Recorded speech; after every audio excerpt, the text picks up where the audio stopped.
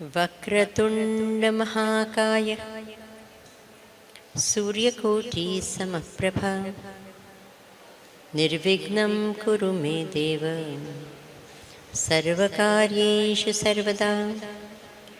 ओम श्री महागणपतये नमः। सरस्वती नमस्तुभ्यं वरदे कामरूपिणी विद्यारंभं करिष्यामि सिद्धिर्भवतु मे सदा। ओम श्री महासरस्वत्यै नमः। समस्तजनकल्याणे निरतं करुणामयं नमामि चिन्मयं देवं सद्गुरुं ब्रह्मविद्वरम्। ओम श्री चिन्मय सद्गुरवे नमः। वसुदेवसुतं देवं कंसचाणूरमर्दनं देवकी परमानन्दं कृष्णं वन्दे जगद्गुरुम्। ओम श्री कृष्ण परमात्मने नमः। मूकं करोति वाचालं पंगुं लंघयते गिरिं यत्कृपातमहं वन्दे परमानन्दमाधवम्।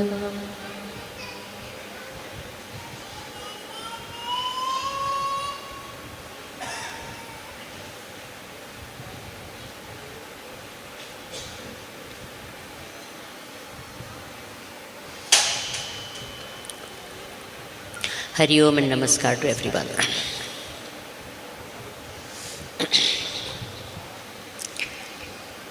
Three things absolutely required for success. What are they? If you have children with you, please see that they keep quiet so that others are not disturbed.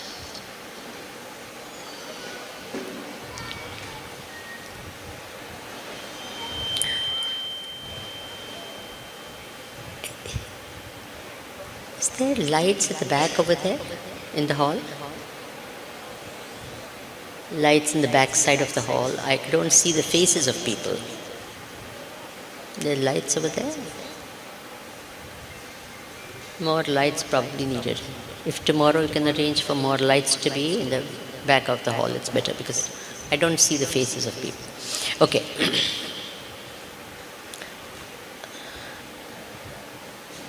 So what are the three things required for success? Can you tell me? Yesterday we talked about it. Huh? Yantra. Not just yantra. What yantra? Right yantra. And then we must be trained in it. Then the second was what? Right? Tantra. Again, we must become familiar with the tantra. What is yantra? Machine, instruments. Yeah. What is tantra? System, laws, method, way of doing things. And what was the third? Very, very important. Mantras. Mantras are things which inspire us. We saw that there were three types of mantras. One was instigating mantras. What are instigating mantras? They bring us down. They appeal to the not great things in us. Jealousy, anger, revenge, such things. It appeals to that. What are the other mantras? Come on. What? Motivating mantras. What are motivating mantras? They push us forward. They encourage us to progress in life. They give us the strength to walk the path. Then what are the third type of mantras? Inspiring mantras. What are those mantras? They uplift us. They take us to a higher order of thinking and action. They bring out the best in us and help us to perform at our supreme. We all need mantras. Not only do we need mantras for our lifelong, some mantras have an effect to inspire us for life, for the greatest goals of life. And some are for dealing with ordinary, regular situations.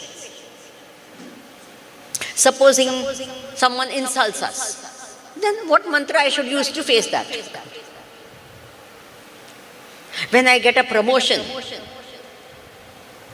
then how should I look at it?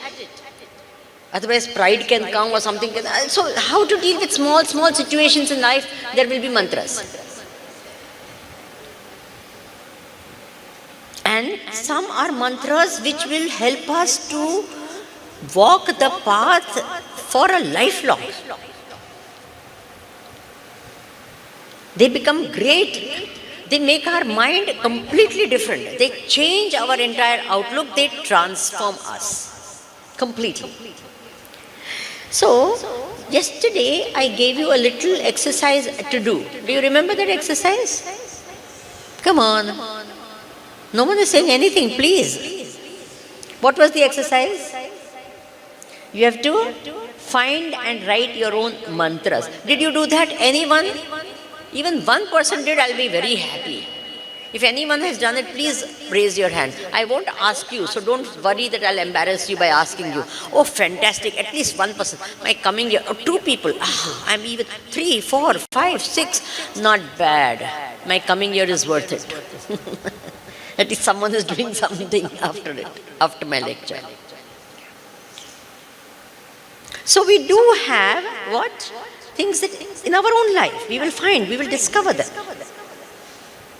As far as I'm concerned, I have lots of such mantras in my life which have been formulated just so that it inspires me. It may not inspire someone else, but it inspires me. So whenever something happens, that thought comes to the mind, those words come to the mind, and I'm able to face it better. I'm happy. Do you remember a couple of mantras that I gave you of mine? What was it? Don't bang your head on walls, but walk out through doors. Remember, there is always a door in life. No one is ever helpless. So don't hurt yourself for no reason at all. It's not necessary. Then what was the other one? Be like Gangaji. Gangaji starts small, but she has a great goal, an infinite goal, and it inspires her to face so many big obstacles, huge mountains, and so many different things happen in the way. And the most interesting part is, see, Gangaji never loses her identity. You know, at Prayag, Yamuna joins Ganga. You all know, Triveni Sangam. Actually, in size, Yamuna is wider and deeper than Ganga. So, more water of Yamuna is there than Ganga at that point of time. Yet, when it goes ahead, what is it called? Ganga or Yamuna? Please tell me. Come on, don't look. I don't know why people don't answer. Any problem? Please answer. I would like that. When that I get that response. Please tell me. After that, what is she called? Ganga or Yamuna? Ganga. So Yamuna loses her identity completely, and it only becomes what? Gangaji. Imagine a big, huge river, but no. Who prevails? Ganga prevails. Amazing, isn't it? It's not called Yamuna afterwards. It's only called Ganga. How many small rivers contribute to Gangaji? And what happens? They merge into Gangaji, and they also become holy because they come in contact with Gangaji. Isn't it amazing? We say Ganga Jal only is Pavitra. We don't call other Jal as Pavitra as Ganga. Why? And we know all the properties, there are special properties. If you have known, they have done study and research and everything in Gangaji. They said that water, it doesn't get spoiled. You keep it over years and years. And they say when you are dying, people will give you what? A drop of Ganga Jala. Isn't it? Why? to make you realize, see, this is to remind you of something which is holy, something which is divine. They did not choose the water of any other river. Which river? Every Hindu will keep Ganga Jal in their house. Do you all do it in Kerala? Yes. Ganga Jal and Tulasi leaf. This is when the person is dying, what do? You put Ganga Jal and Tulasi in their mouth. Why? Because they are divine, they are holy, they are sacred more than any others. To give that feeling of divinity. Just imagine. Ganga ji has a long course in her this. And each time she only becomes bigger and bigger. Similarly, as we progress in our life, our heart should become bigger and bigger and accommodate more and more and more and more. Not become smaller and petty and little. No. How should we become? Till we meet the infinite God. Our goal should always be infinite.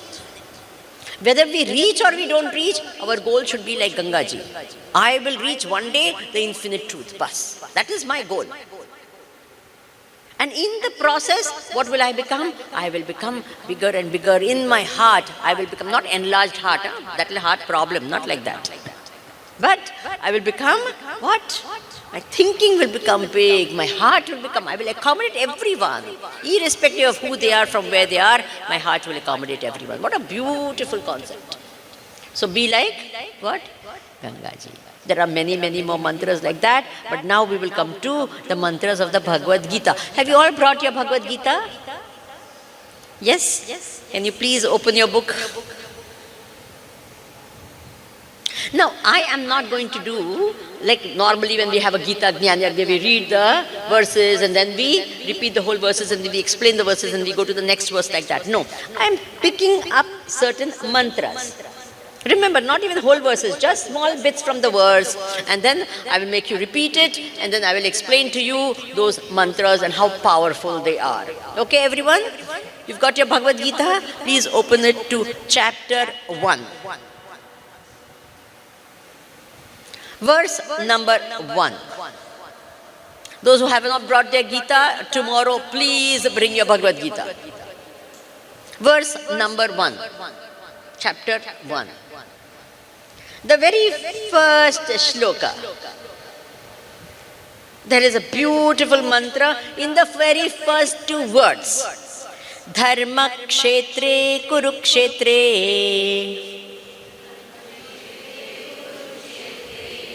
This is the mantra. What? Dharma kshetre kurukshetre.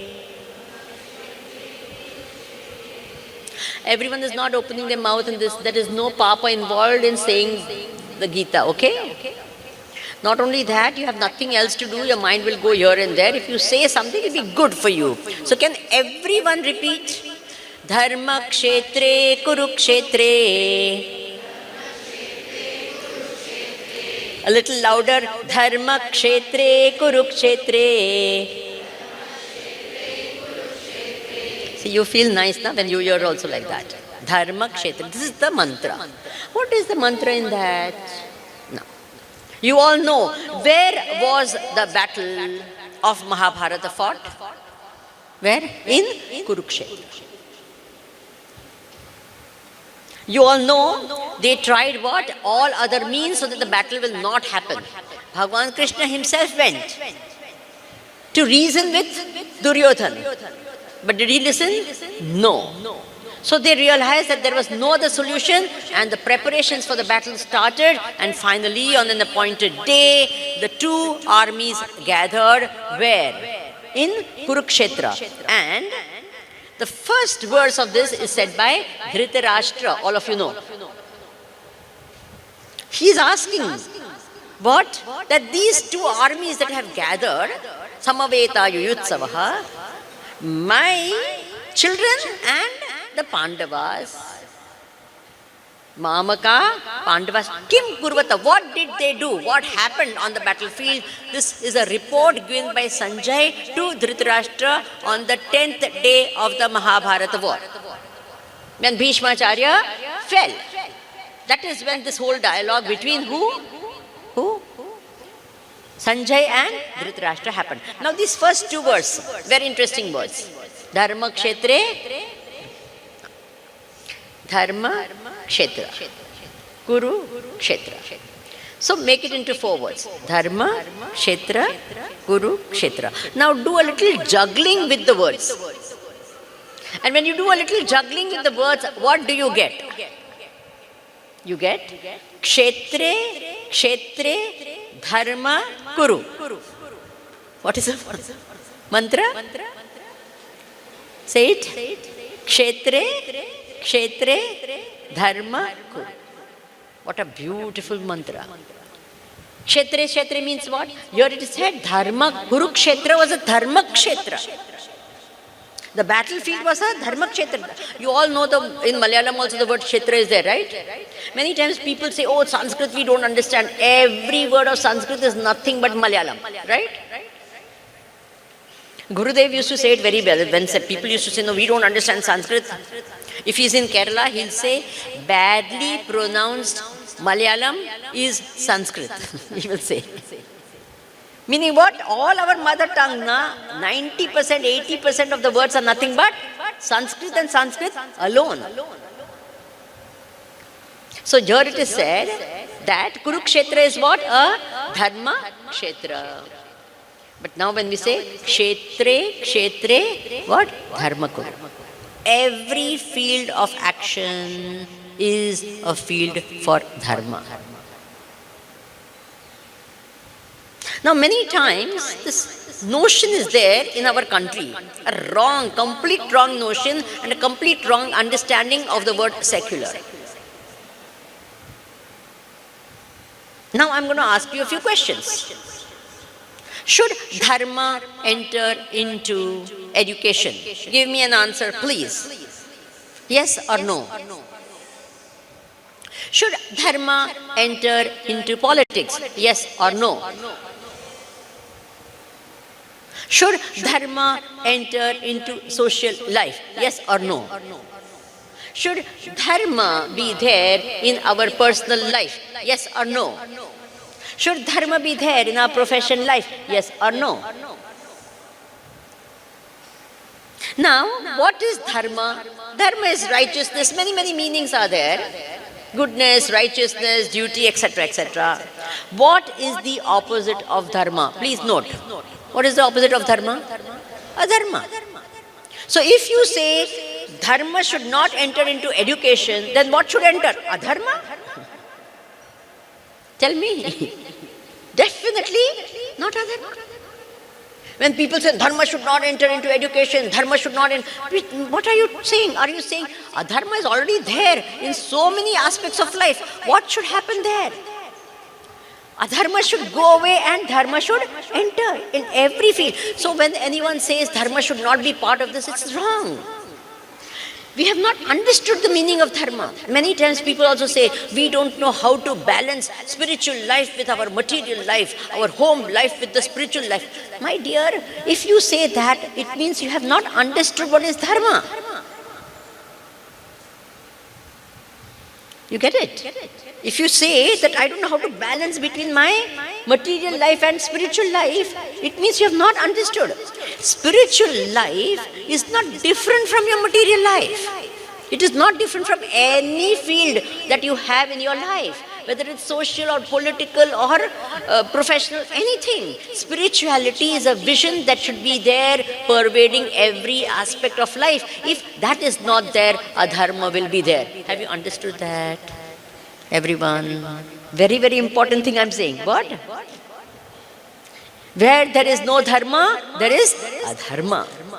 And so therefore, no, it is so interesting in the name of saying, no, we should not have dharma in our this, we should not have this. And then they try to take away all the dharmic and the nice religious and divine and spiritual aspects from education. It was done previously. I don't know how this was there, but I'll give an example of the place where I know. See, we study ka, kha, ga, ga, etc., right? So you have these alphabets in Hindi. I'm sure in Malayalam also you have all the alphabets.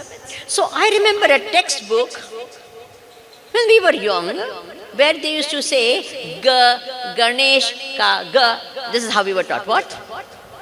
Ga for what? Ganesh. They said, no, that is wrong, that is wrong. So they said Ga, Gadhe, Ka, Ga. What is Gadha? Donkey. What type of knowledge are you giving? Are you understanding what we did in the name of what?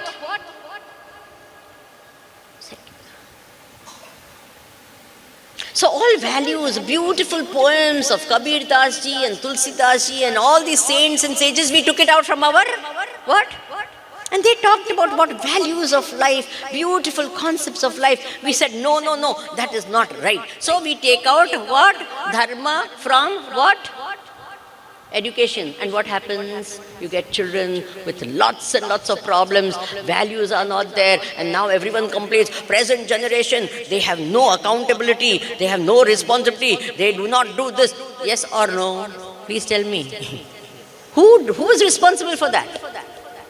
Who is responsible? I'm saying dharma should pervade every aspect of life. Kshetre, dharma, kuru. Every aspect of life. See, and not only kshetre, dharma, kuru. In dharma kshetra, you must do kurukshetra. Kurukshetra means what? You should do something. See, many times what happens, people go to dharma kshetra. Dharma kshetra means tirtha kshetra. Tirtha kshetra means what? Holy places, pilgrimages. And in pilgrimage centers, they do adharma. Yes or no? Or over there they go, and then I've seen many times, they go to Haridwar and all, and then there's this wonderful, beautiful arati, which is so uplifting, and then they do the arati, everyone is so very good, very good. The minute the arati is over, next minute, let us go and eat pakoda, let us go there, let us eat, let us see movie. Has it happened or not? All the way to the pilgrim center, there is only eating, seeing this, that. And then going for that, 2 minutes darshan, and then immediately eating. Yes or no? So the dharma kshetra has also become what? Pleasure kshetra, not dharma kshetra. Literally, see, in the good old days, they used to walk up to those pilgrim centers, right? You used to walk. So all the time you are remembering God and you are going, right? Here they will be gossiping, talking here, there, everything will be happening. And then all of a sudden they stand in front of God and then darshan, and then immediately go away. And then again start doing everything under the sun. So Tirtha Kshetra, which is actually a Dharma Kshetra, there also what happens? Dharma hardly happens. There is more what? I can't say adharma, but at the same time, Dharma does not happen. Have you all, forget it, see, Amma.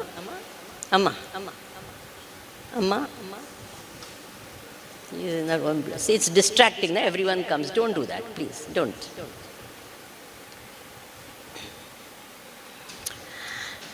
Because everyone's attention goes there, so I also wonder what happened over there, something I must also see, something, don't do that.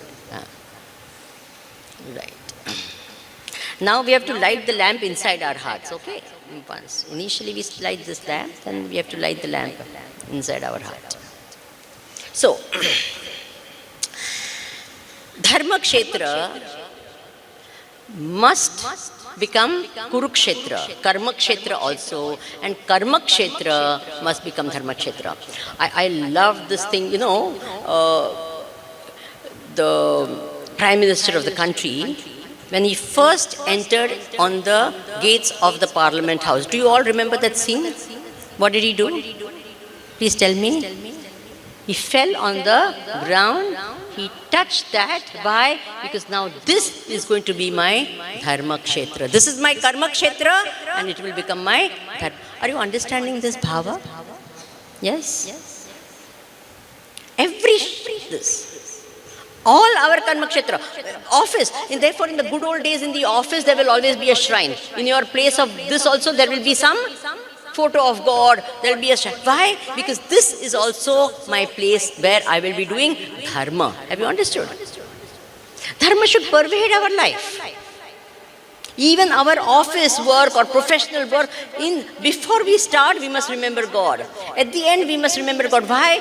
May I not do anything wrong over here. May I follow Dharma in and through my duties. In my profession, may no adharma enter into my life at any time. Will you remember this? So tomorrow when you go to office, what will you do? First thing, cup of tea. First thing what? What? Remember God. And before you go back home, what should you do again? What? Whatever I have done, if I have done any mistake, please forgive me. Knowingly, unknowingly, I may have hurt someone. I may have said something wrong. I could have done something which is not right. Please forgive me. I'll become more alert tomorrow and I'll try to avoid it. Are you all understanding? Please tell me. Now it is so interesting in the school now when they go, in all schools, I think at least in all schools, they start the day in the assembly with a prayer. Do they or do they not? Yes? And unfortunately they call them school prayers. What do they call them? So what do children think? That these are prayers meant to be done in school. That means what? On Saturday, Sunday, holiday, even for prayers, holiday. Yes or no? Please tell me. Interesting, isn't it? It's not a school prayer, it is prayer. Vacation time, absolutely no one sees that the children do their prayers. Is it a fact or not? Why? Because it is called what? What prayers? Please say something. School prayers. So, till they are in school, they do it. Because they are in school, they do it. Because it is compulsory, they do it. All their life, no more prayers. Are you with me? Please tell me. Is it a good thing? You think about it.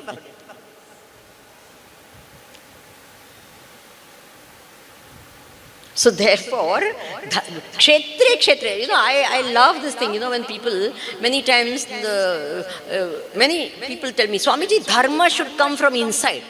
Have you heard this one before? Come on. We can't force anything. Only Hindus say that. No one else says that. Everyone else what?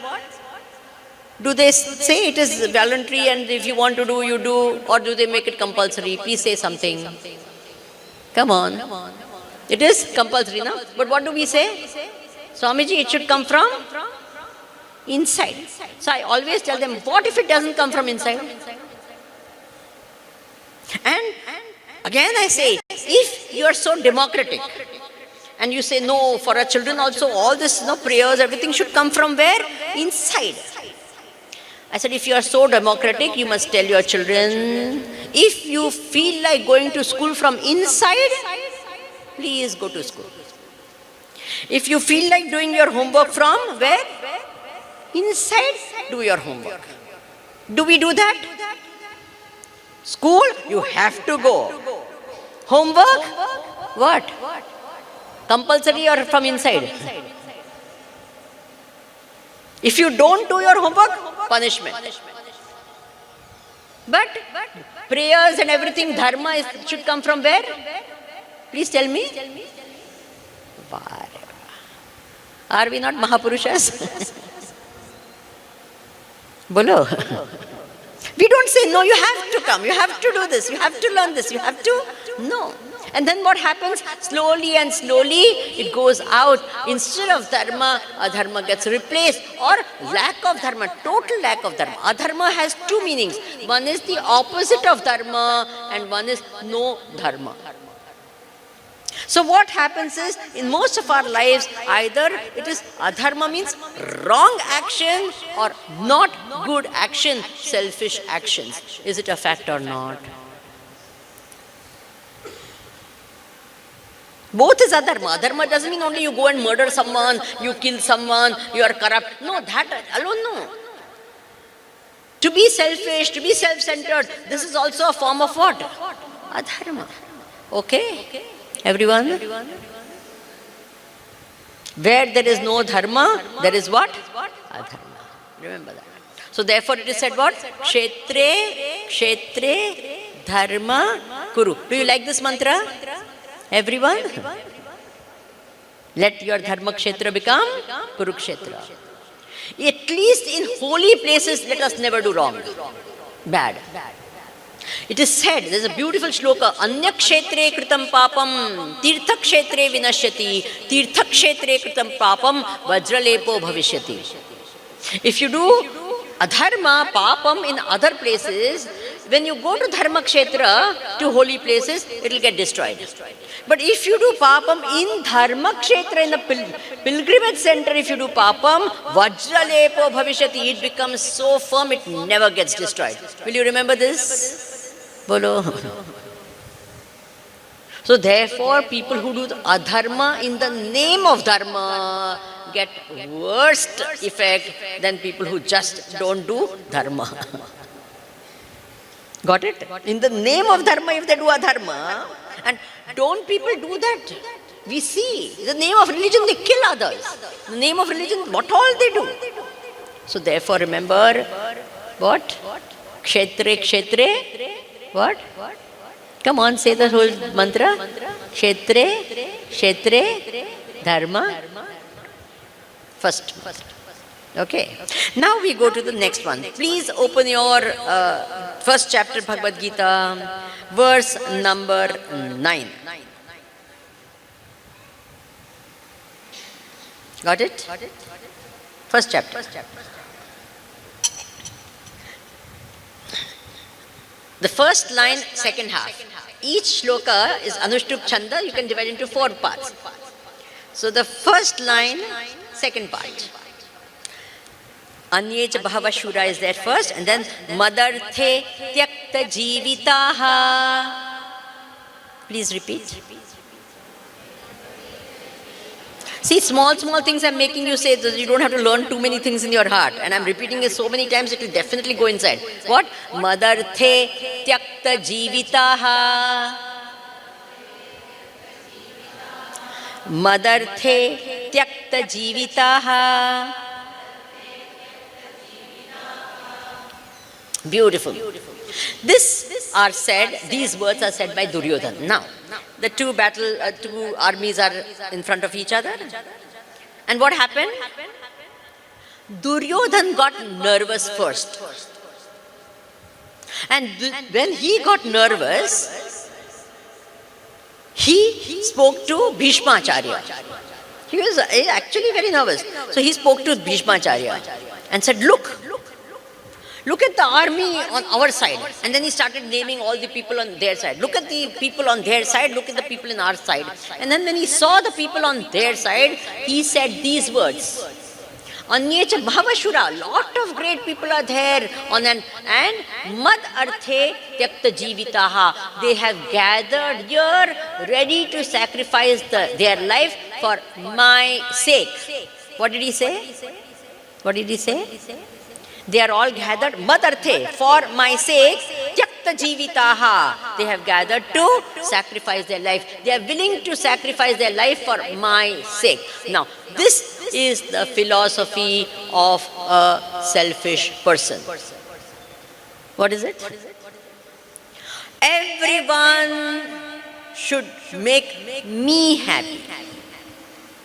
My happiness is important, your happiness is not important. This is the philosophy of who? What? I alone matter. You may be unhappy. Whatever happens to you, I don't care. I only am important, and everything, whole world, not just this, people around me, everyone in the world should only focus on my happiness, and that alone matters. This is called rank selfish attitude. And I am telling you, this is what happens to a lot of people. I'll give example, especially in my parenting session, I'll be talking on this a little more, but I want to talk this time also a little bit. See, in the good old days, when children were there, at least there will be, supposing 2 children are there or 5 are there or sometimes dozens were there, right? Many of you know, there would have been, how many? 12 also? 8, 9, 12, so many. Whatever was given in the home was first shared. Is it true or not? Now what do? We have 2 children or 1 child. And what do we say? You take this, don't share, don't fight. Yes or no? Please tell me.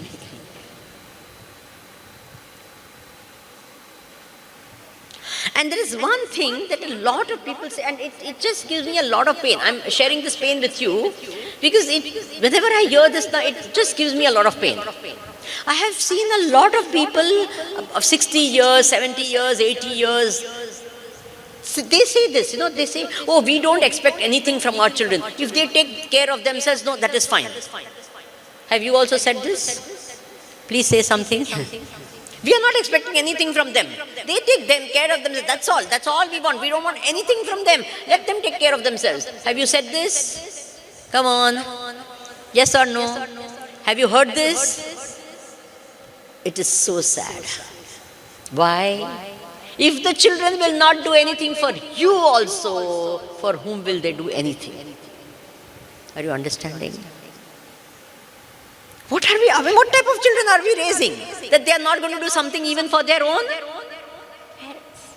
We don't expect what do you mean we don't expect anything from them? They are expected to take care of their parents. Yes or no? This is our culture. They are expected to take care of their parents when they grow old. And now what do we say? We don't expect anything from them. We don't expect anything from them. They let them do their own. Let them do their own. And that is exactly what they do. They do their own and they don't do anything for the parents. Is it true or not? And the parents are busy all their life, even when they grow old, still sacrificing for the sake of their children. For what reason? Does it happen or not? We want to go out, you take care of our children. We want to do this, you take care of our... Does it happen? Please say something. Yes or no? Interesting. Why? Because we have produced what type of children? And it is not their fault, because from childhood we have never asked them. Whenever we talk to their children, supposing they're studying outside and all that, we only ask them, what did you eat? And then, oh, I got this. And what do we share with others as the achievement of our children? What do we share? Oh, he got a promotion, he got a new house, he got a new car. This is all we say. Do we ask our children at any time when they are out of town, today, have you done something good for sake of someone else? Have you helped someone? Have you made me really proud because you did something really great? Do we ask such questions? Please say something. Yes or no? Did you pray to... If you are so democratic and you say, no, for our children also, all this prayers, everything should come from where? Inside. I said, if you are so democratic, you must tell your children, if you feel like going to school from inside, please go to school. If you feel like doing your homework from where? Inside, do your homework. Do we do that? School, you have to go. Homework, what? Compulsory or from inside? If you don't do your homework, punishment. But prayers and everything, dharma should come from where? Please tell me. There are birds, there are so many other creatures. What does a human being think that all of them are meant for my pleasure? Is it a fact or not? Let them die. Let them become extinct. But we should thrive. Our population increase. Our comfort should be there. Let the animals go away. Let the wild animals die. Now, interesting thing, there is something called wildlife sanctuaries. You know, in Kerala also they have. Isn't it? What is a wildlife sanctuary? Very interesting. What is a wildlife sanctuary? It's a place where wild animals are protected. From whom? Please tell me. From whom are they protected? From human beings. And they are called what? Wild. And we are called civilized. Whatever. We are civilized and they are what? Wild. And they need protection from whom? Us. Why? We have thought we alone have a right to survive, we have a right to prosper, we have a right to anything and everything in the world.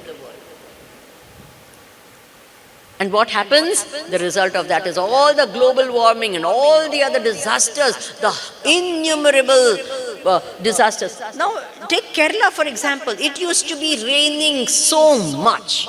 January, February, March, April, May, all through the year it would always be raining. Is it true or not? Where are the rains? All over, it is not just here. Every place that you go to, same thing. Story is same.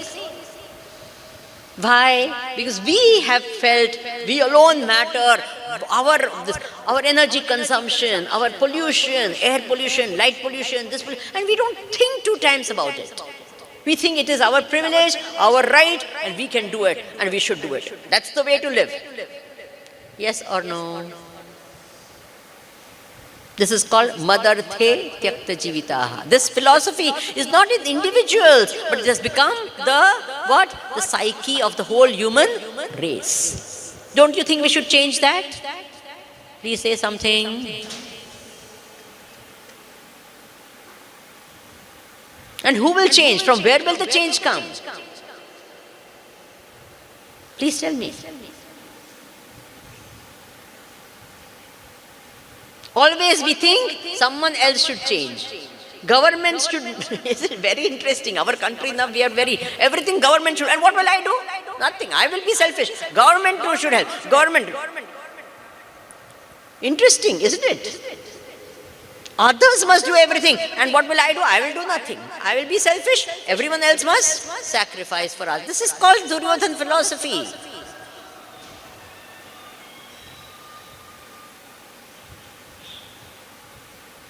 This is, this mantra, it's a negative mantra, so to speak, but it's a very, very important mantra, especially in this day and age. Please don't be proud. I always say this, it's a little painful, but I still say it, don't be proud of selfish children. What? Nothing more to be proud, nothing great. You've only given one more selfish person in this world. We already have enough selfish people, one more selfish person added. Nothing to be proud of. Are you all understanding that? Yes or no? We will say, no, he got promotion, he got this. What has he done for anyone else in the world except for him and his family? And that too, nearest family. See, in the good old days, our family was not just our extended family also used to be our family. Is it a fact or not? And now it is what? Me and my wife and my 2 children. That's it. It doesn't even include anyone else. Brothers, children or so-and-so, nothing, just this little bit. For them only I must work. For them only everything should happen. Are you with me, everyone? Please don't be proud of selfish children. That's not a great contribution to the world. It's one more added selfish person in this world. Nothing great. We've already got more than enough selfish people. One less, one more is no difference at all. Okay, everyone? I know it's a little shaking, but this is what Duryodhan's philosophy is. What? Madarthe Tyakta Jivitaha. Okay, Swamiji, give us some very nice, inspiring. This got us a little depressed. So now we go to some nice, beautiful thoughts that are coming. Let us go to shloka number 22. Can you all turn chapter 1, shloka number 22.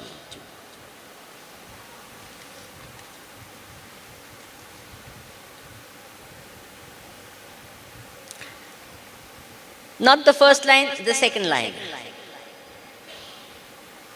First part. Kair maya sahayodhavyam. Everyone please repeat. Kair maya sahayodhavyam. Once more. Kair maya sahayodhavyam. Now comes very interesting. It's very important in life. The 2 armies had gathered, Kauravas and Pandavas. As I told you, first who got nervous? Duryodhan got nervous. Then what happened?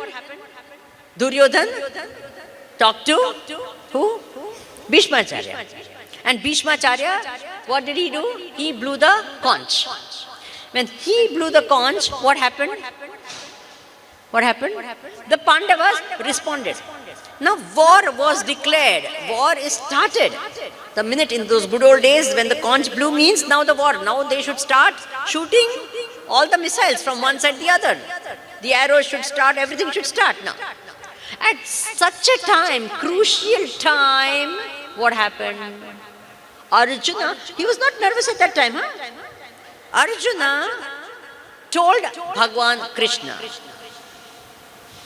I want to know who are the people who are going to fight.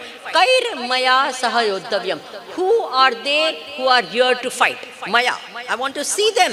Drishtvedam. I want to see. Please take me. So he only told Bhagwan, I want to see whom I have to fight. And what did Krishna do? Please tell me. You all know.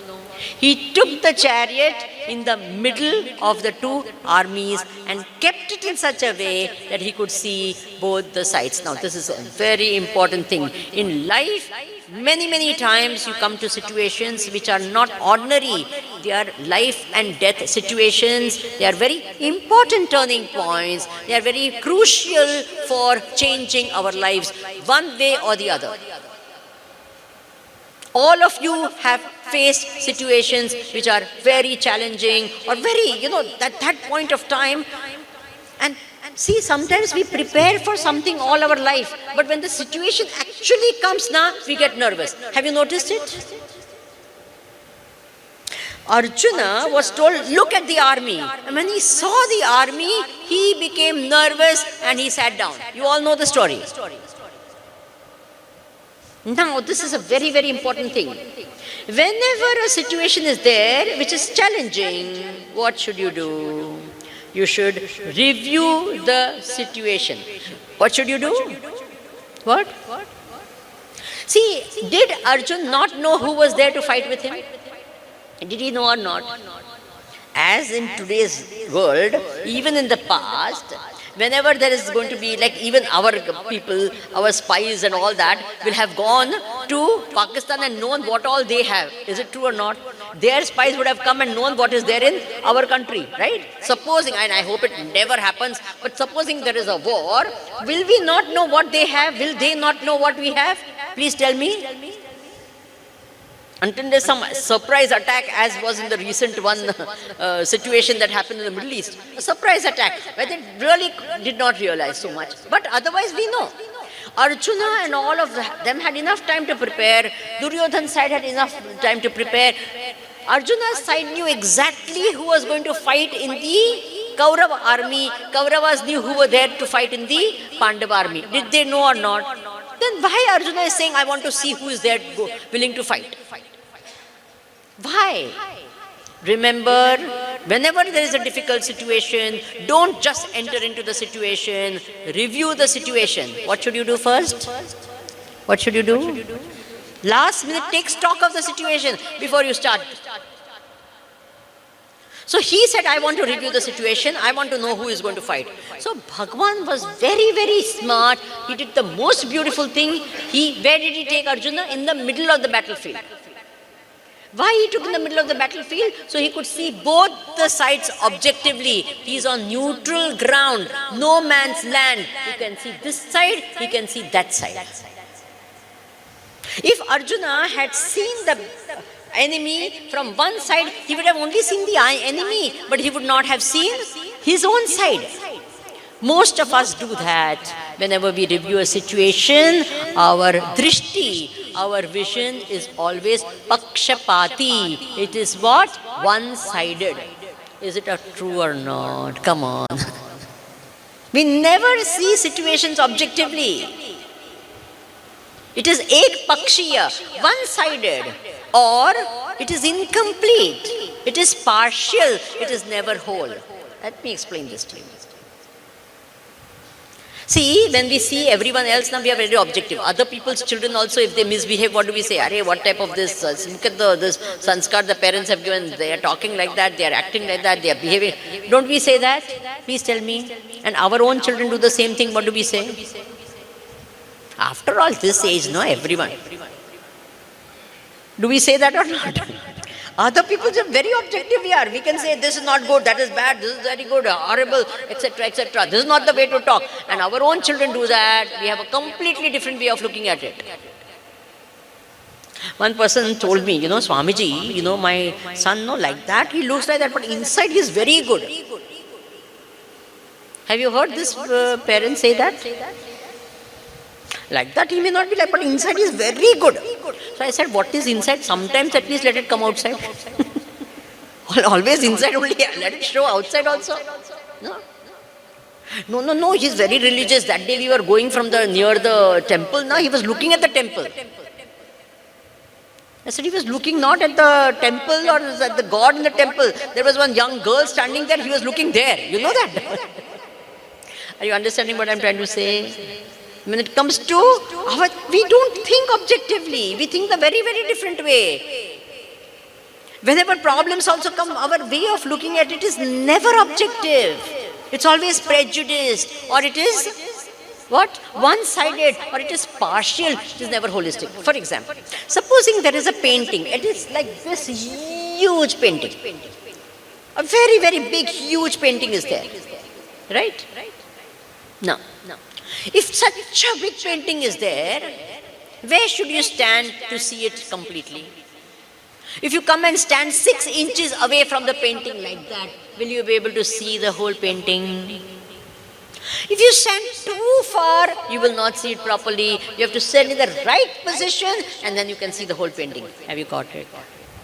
Similarly, every situation in our life also, what should you do?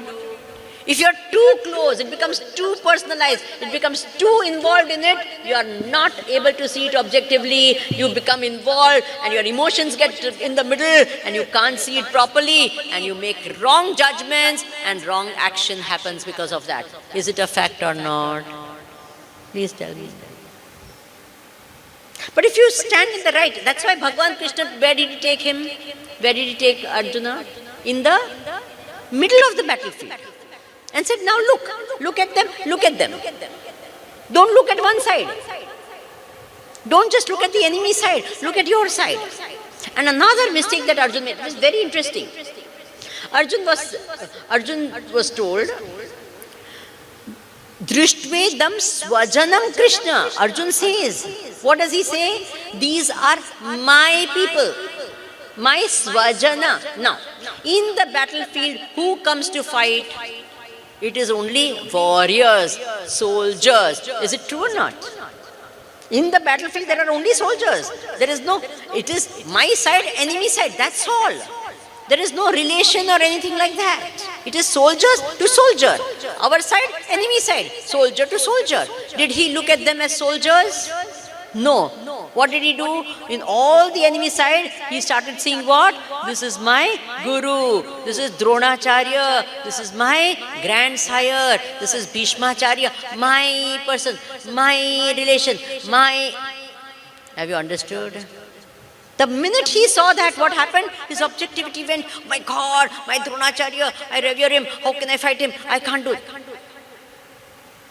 He should have looked at them as what? Soldiers. These are soldiers on this side, these are soldiers on this side. That's it.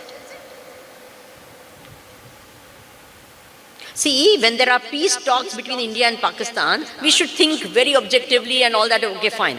But if war starts, you can't say, bhai, bhai. Can you say that at that time? Bolo. That time, what do you have to say? No, this is an enemy. They've already come into Kargil, then they say, no, after all, brother. Can you do that? They're already there in our country. That time you can't say like that. Are you understanding what I'm trying to tell you? So this losing of objectivity, the right perspective is not there. We are not able to evaluate the situation. And once we cannot evaluate the situation properly, our reaction and response will definitely not be right. Now think in your own life also. You know, our own children, they study all, let's say 12 standard. They studied so much from 11 standard, they start preparing 12 standard. Actual situation comes, then they get nervous. Have you noticed that? Till that time they are fine. And that's why they have what is called examination fever. Have you? Actually, they get fever. The mental condition manifests even in the body, and and one person told me, it was very interesting. One man told me, the day before he was getting married, he got fever. That is called marriage fever. Actual fact.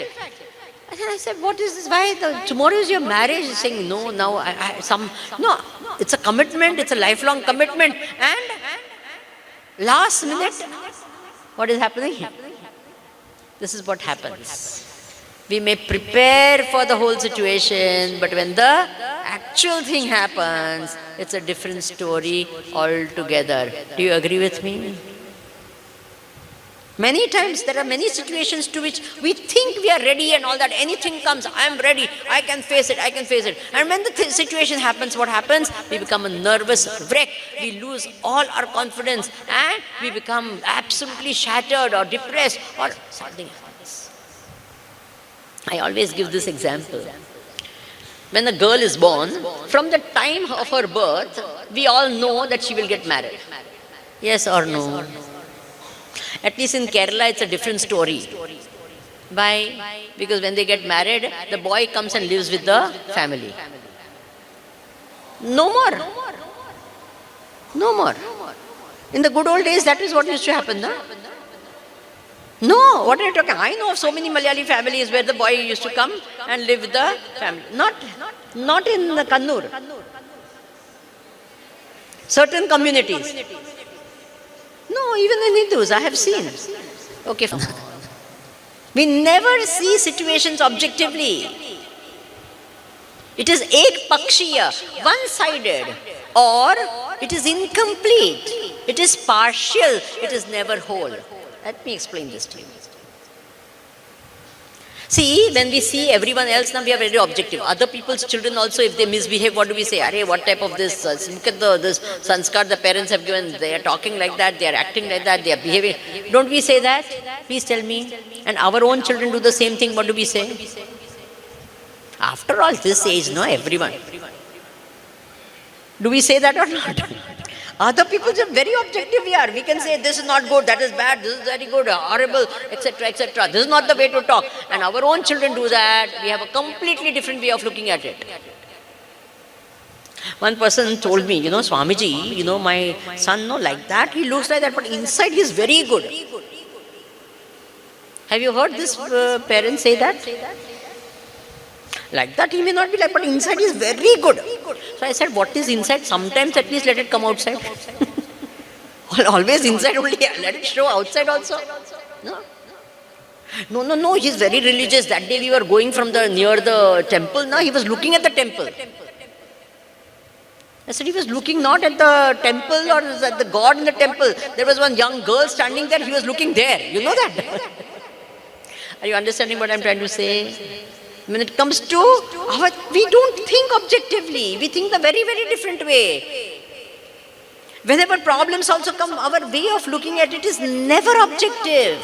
It's always prejudiced, or it is what? One-sided, or it is partial. It is never holistic. For example, supposing there is a painting. It is like this huge painting.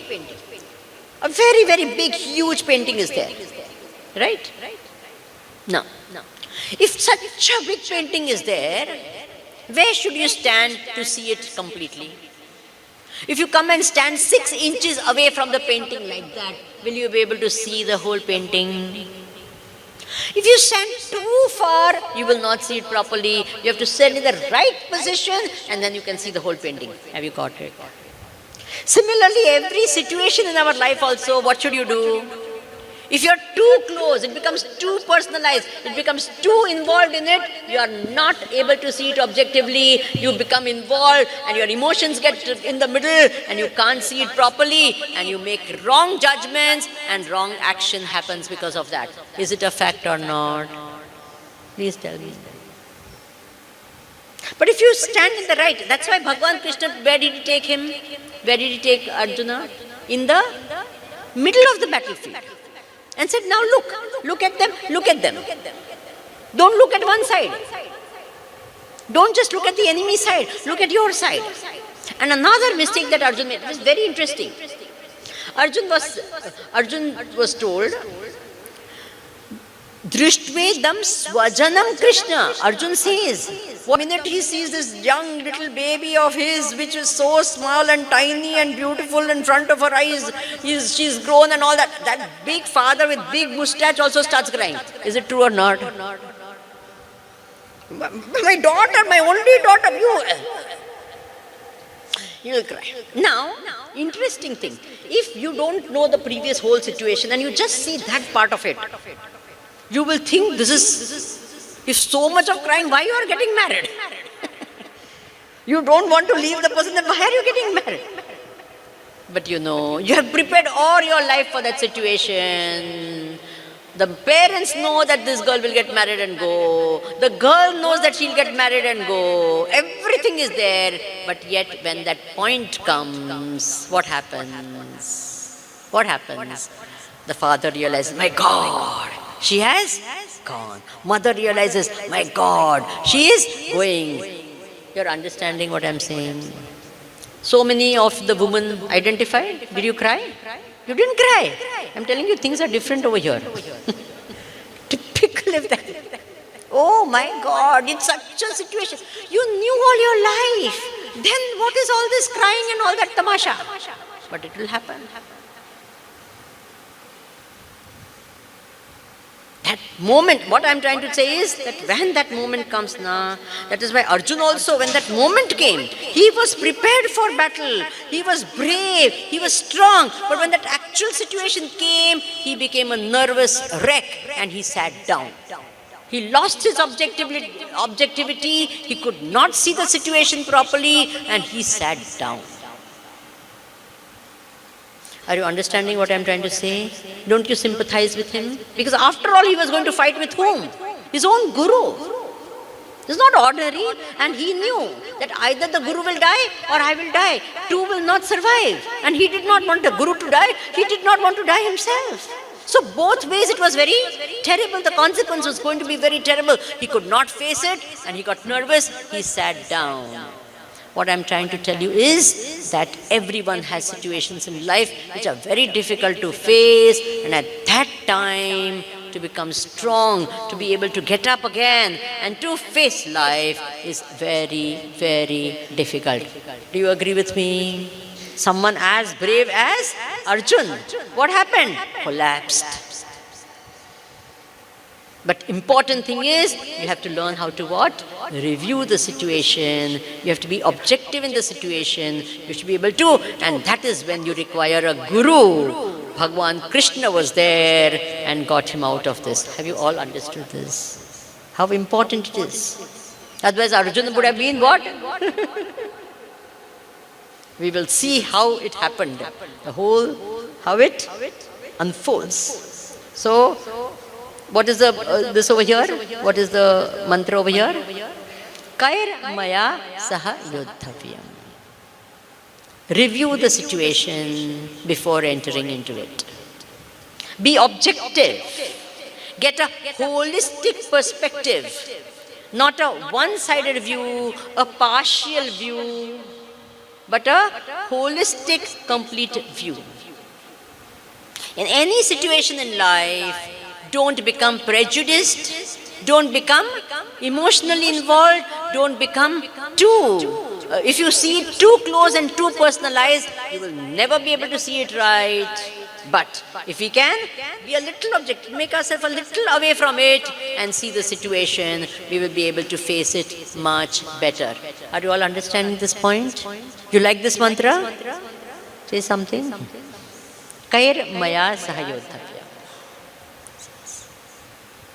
Now we go to the last verse of this particular verse number 47, the last shloka of chapter 1. Please open. Very beautiful. Not the first line, this is Sanjay is saying, not the first line but the second line. Visrujya sasharam chapam shoka samvigna manasaha. Visrujya sasharam chapam shoka samvigna manasaha.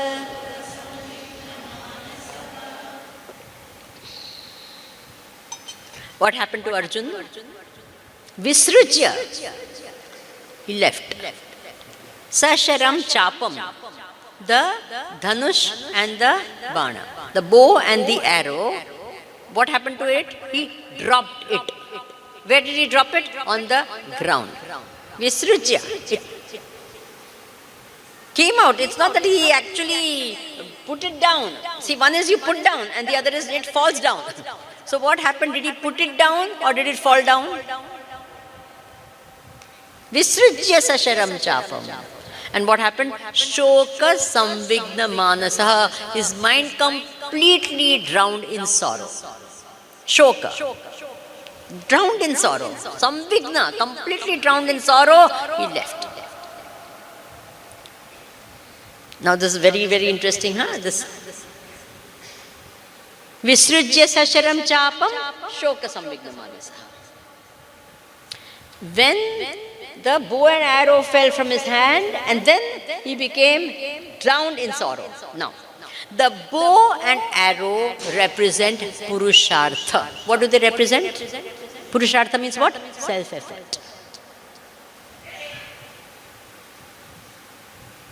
In life, whenever self-effort stops, you drop self-effort, your mind becomes drowned in sorrow. Will you remember that?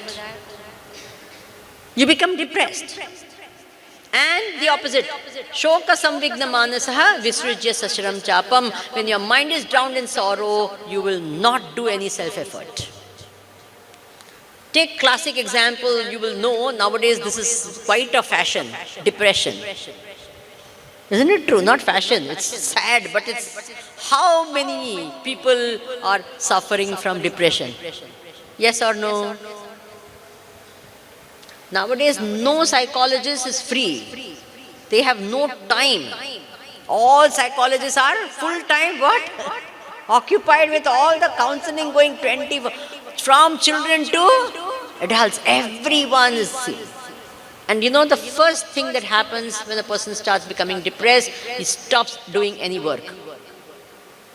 He doesn't feel like getting up, he doesn't feel like doing anything, he doesn't feel like, is it a fact or not?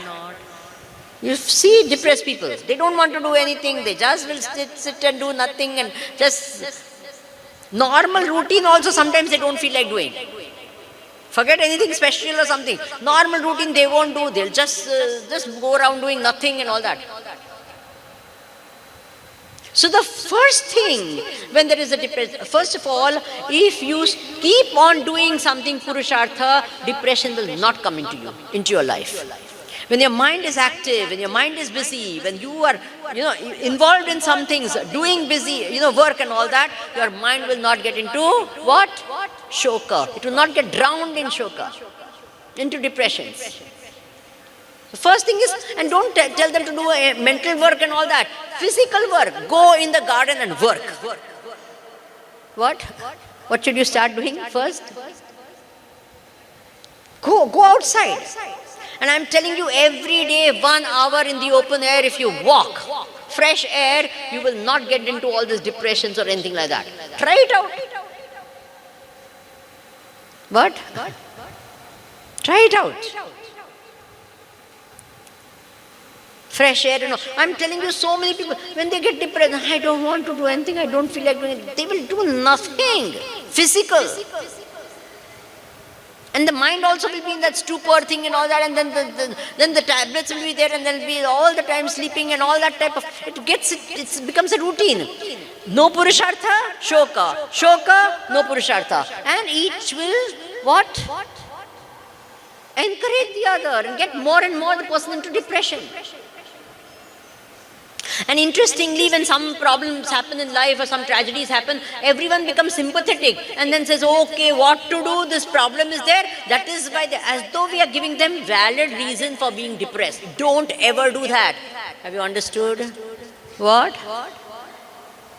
Please tell me. Many times it happens, someone,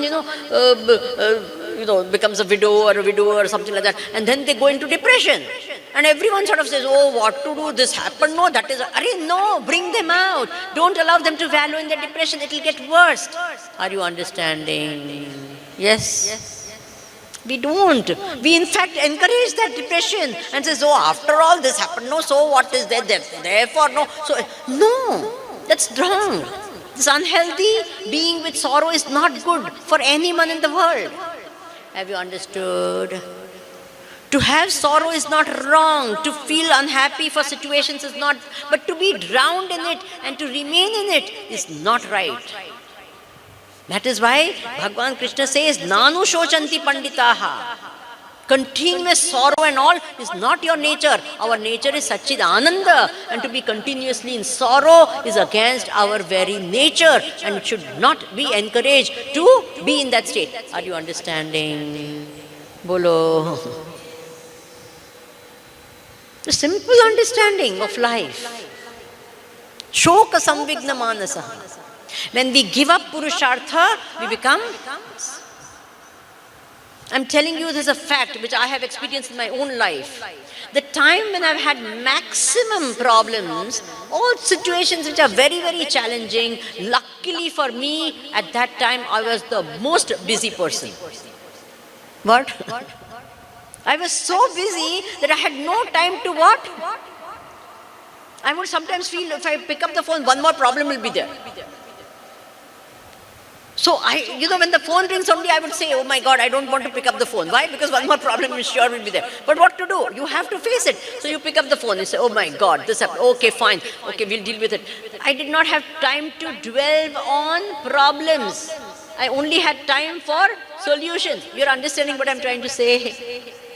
Otherwise, what would have happened? I could have become drowned in the problems. No. Always I was in the solution mode. Okay, what to do? Let's do this. This cannot be done. And then no more time. Okay, I'll think about it later. When I come to it, I'll think about it. Right now I have something else to face. I have to face this problem. I want to do something over here. Are you understanding? So please keep busy. And busy not just for the sake of being busy. And what normally we do, we become busy with our what? That way also we can drown our sorrows. But that is not the way. Are you with me, everyone? Please tell me. Very, very important thing I'm saying. This is a lovely story, I will tell you. There was in USA, the garden that is there in front of your house, you have to keep it clean, beautiful, everything neat. And the place where we are staying, the county where we are staying, that place, the law says that you have to keep it neat. If you don't keep it neat, you are fined. You can't say, this is my garden, I will keep it as I want. No. They say people are going to look at it also, and therefore, you cannot keep your front lawn and everything dirty. You cannot, it's not allowed. So one man was very lazy, he just did not do everything all mess and all dirty and all that. So many times the county, that council people, the town people, they gave him notice that please make it clean, please make it clean. He did not listen. Then they said, we are taking a decision to remove you from the county. They can do that. In our country, we can't do such things, but there they can do it. That you are not following the rules, it's all dirty, and we have to live in this place also. It's looking shabby and not neat. You'll have to leave this. Then he said, Arey, this is a nice place to live, and for this reason only I don't want to go away. So then he also felt bad, when he got this notice of, leaving this. So he said, okay. And he put forth a lot of efforts, and he made the lawn beautiful with lovely flowers, it became really beautiful. And every year, that particular place, they used to have a competition. The best garden will be awarded. So that year, this man got the best garden award. So when the award ceremony was there, the local church priest, he was called to give away the prizes, the awards. So when he was being given the award, that priest said, "Oh, by the grace of God, you got this award." Now you should see what that man told. He said, "Look, last year also there was grace of God." What? Last year also there was grace of God, and that is the time when they asked me to what? Leave this place. It is only when I put my effort that grace of God worked and the garden became beautiful. Have you understood this point? Will you remember this? What? When I put my effort, that is when grace of God is seen in our life. Will you remember that? If you just say, "No, grace of God will do grace," nothing will happen. You will never see anything. And that is why there is a very, very beautiful mantra. The last shloka of the Bhagavad Gita. Open it. That's why I want you all to have your book in your hand. The very last shloka of the Bhagavad Gita. What does it say? Yatra Yogeshwara Krishnaha Yatra Partho Dhanurdharaha Tatra Shri Vijayor Bhutihi Dhruvani Tirma Tirmama. Once more. Yatra Yogeshwara Krishnaha Yatra Partho Dhanurdharaha Tatra Shri Vijayo Bhutihi Dhruvani Tirma Tirmama. This first line is beautiful. Yatra Yogeshwara Krishna, Yatra Partho Dhanurdharaha. There where there is Krishna, Arjuna with the bow and arrow. First chapter end, where is the bow and arrow?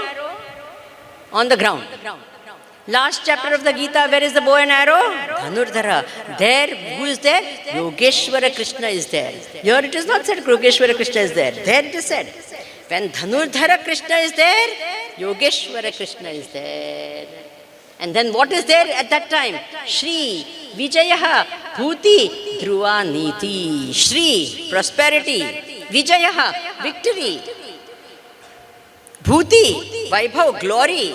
Dhruva Niti, firm law is there. What is the title of this series of talks? Sure mantras of success. Now you understood what is the sure mantra of success? What? Where Dhanurdhara, Arjuna is there. We must do our Purushartha. Grace of God is with us. What happens? What happens? Success is there. When Arjuna left Purushartha, what happened? He became depressed.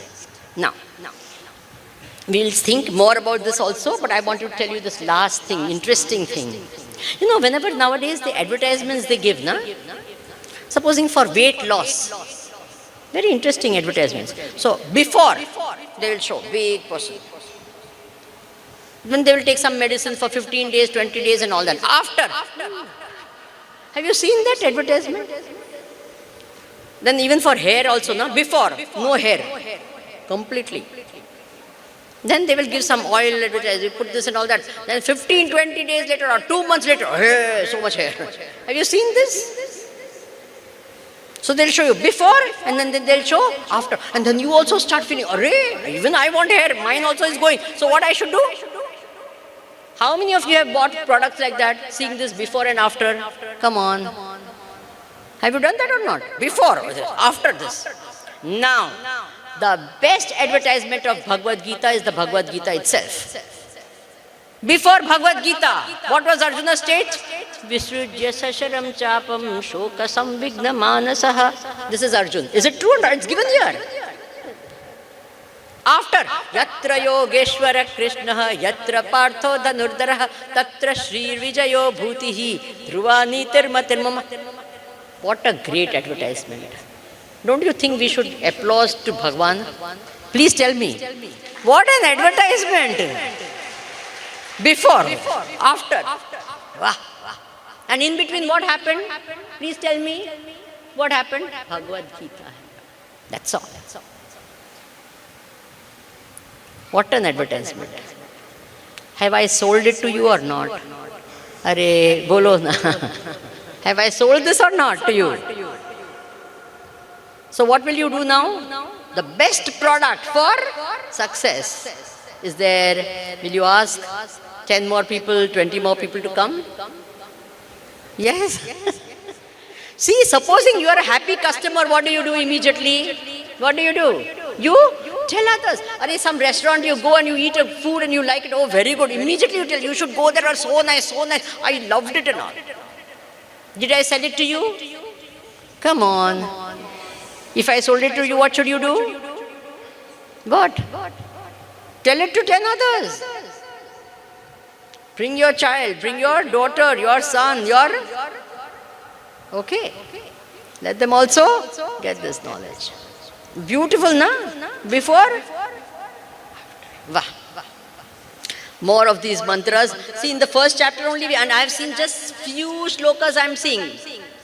You can imagine how much of great, wonderful knowledge is there in the Bhagavad Gita. We've just touched few shlokas. Now let us do the Gita Arati with all love. Let us sing the Arati. If you have the Bhagavad Gita, in the end, I think the Arati will be there. So you can read it with it. The same tune is very simple. Jai Jagdish Hare tune. Who's going to be there? Someone is there with the tabla? Immediately. Let them come up. Thank you, Vimalama, for enlightening us on the righteous Dharma way of living by dropping the selfishness and uphold your self-effort to face all the challenging situations, the Gita way of living to be preserved for better, successful living with God's grace. Thank you, Ma. Today's Gita Arati is being performed by Yajman Advocate Pramod Krishnan and Upayajman Squadron Leader Grishma Kadagot. Okay, another thing. When we do the Arati, na, we've got two hands, we are doing nothing right now. Na? We should clap when the Arati is in. Why? When you clap, na, two things happen. One is, if there are mosquitoes, they will go away from here. And the other thing is, when you clap singing the name of God or doing that, what happens? You get punyam. And without effort, if you are going to get punyam, don't you think it is worth it?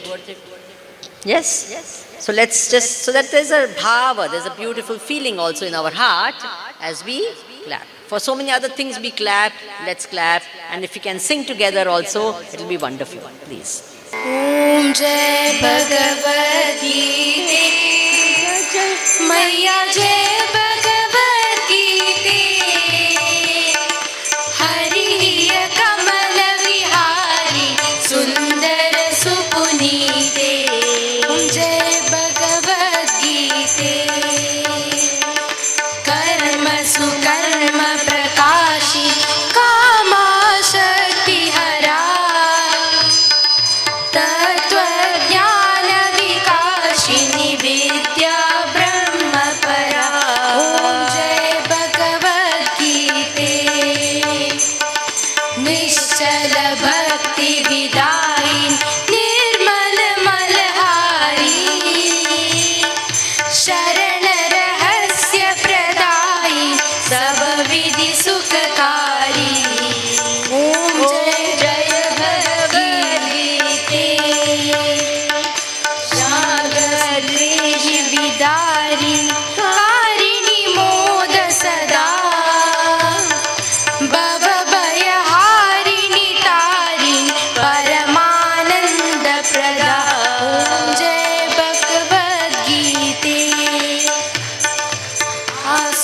Bhava Vinashi